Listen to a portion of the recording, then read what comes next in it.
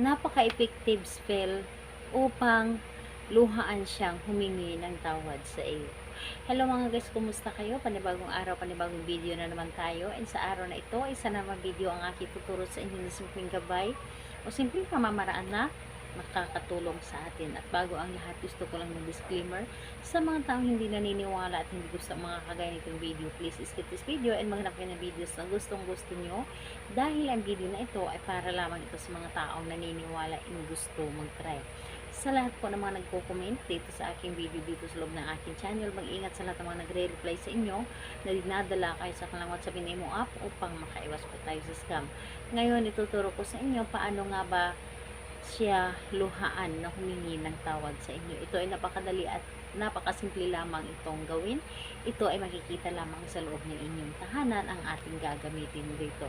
So, dito po is pwede mo itong gawin na sa parehas ang kasarian, and pwede rin ito sa magka-LDR at magkalapit. Kung ikaw ay yung partner mo ay nakagawa ng kasalanan sa inyo or di kaya ang inyong ex. So, gawin mo ito sa kanya upang siya ay iiyak na humingi ng tawad sa inyo. Dito is kailangan natin ng ating gagamitin. Kailangan mo dito ng maghanda ng isang siling labuyo lamang. So, napakadali lamang ito makahanap ng siling labuyo. Pwedeng green, pwedeng pula na labuyo. Pero mas maganda yung pula talaga. Pero kung wala talaga is pwede rin yung green. And kailangan dito ng napakaliit na pirasong papel lamang. Napakaliit. Mas maganda na mas maliit pa dito. And kailangan din natin dito ng panulat. So, ito lamang ang dapat nating ihandain. Siyempre, sa lagi kong sinasabi na kapag gagawa kayo ng mga ganitong pamahiin is mas maganda na ready ka at hindi ka nagdududa sa inyong dapat na gawin at o dapat ang inyong loob, tiwala at naniniwala sa paggawa dito. And ayun, kapag okay ka na, pwede mo na itong umpisahan. So, dito sa isang napakaliit na papel, isulat mo dito ng napakaliit lamang yung kanyang pangalan. Pangalan po ni Target.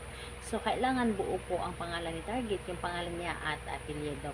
And kapag naisulat mo na dito, yung pangalan ni Target, iro-roll mo ito ng papunta dapat sa kanya.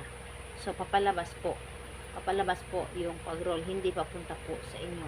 I-roll mo lamang ito na napakaliit na pag-roll, and pagkatapos yun, yung sili ay hiwain mo sa gitna. Yung papahaba yung pagkahiwa. So, hiwain mo siya sa gitna at ilagay mo ito doon sa loob ng sili, ang papel na ito. Ilagay mo ito doon sa loob ng sili at saka mo ito ibaon sa lupa. Pwede pong sa paso.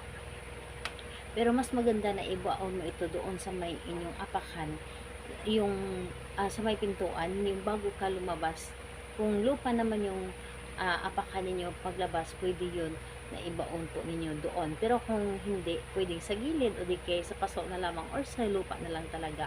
So, bago mo siya ibaon, sabihin mo dito na simula ngayon, luhaan ka na humingi ng tawad sa akin. Pagsisihan mo lahat ng ginawa mo sa akin. Pagsisihan mo lahat ng mga kasalanan mo sa akin. At hindi ka mapakali hanggat hindi ka nakahingi ng tawad sa akin. So, sabihin mo na dito lahat-lahat yung tipong hihingi siya ng tawad sa inyo. So, ayun po. Gawin ito sa araw ng Tuesday and Friday. Yun ang pinakamalakas na araw na paggawa nito.